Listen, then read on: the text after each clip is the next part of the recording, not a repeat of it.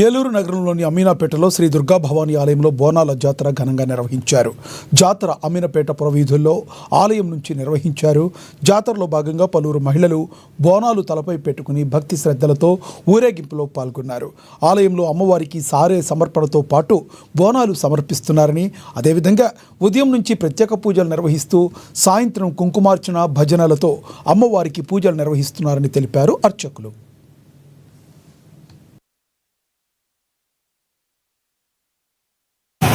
ఏర్గడ్డ ఉన్నటువంటి శ్రీ దుర్గా భవానీ ఆలయం నందు ప్రథమ వార్షికంగా మా వాడగట్లో భక్తులందరూ కూడా మహిళలు అందరూ కూడా గత 2 రోజుల క్రితం కవర్ చేసి అమ్మవారికి అన్ని చోట్ల కూడా మరి సారి పెట్టడం, మనం కూడా ఆ రోజు కార్యక్రమం జరపాలి, మన గుళ్ళో కూడా ప్రప్రదంగా ఇది చేస్తే బాగుంటుందని చెప్పి వాళ్ళ సంకల్పాన్ని తెలిపారు.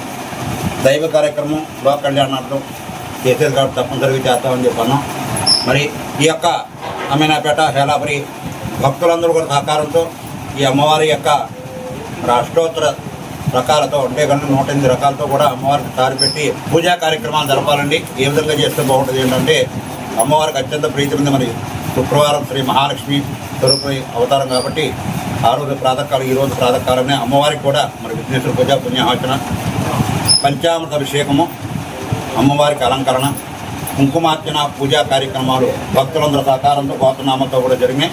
అదేవిధంగా కూడా ఇప్పుడు అమ్మవారి యొక్క ఊరేగింపు పురవీధుల్లో కూడా మరి సారితో కూడా అమ్మవారిని ఊరేగించి అమ్మవారిని తర్వాత ఆలయం దగ్గర తీసుకొచ్చి 11 మంది ముత్తైదులు ఉంటే కూడా ఈ యొక్క 101 దేవతలకి 101 ముత్తైదులను కూడా మనం సమకూర్చాలంటే మరి చాలా కష్టమైన పని కాబట్టి ఈ సంవత్సరం 11 మంది పెట్టుకుందామని చెప్పి నిర్ణయం తీసుకున్నాం.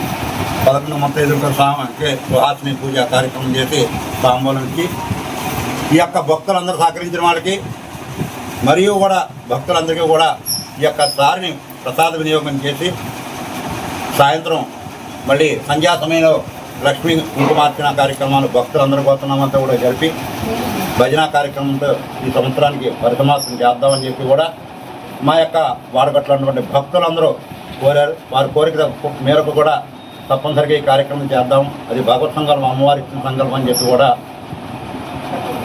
వాళ్ళందరి సహకారంతో కూడా పూజా కార్యక్రమాన్ని నిర్వహిస్తున్నాం.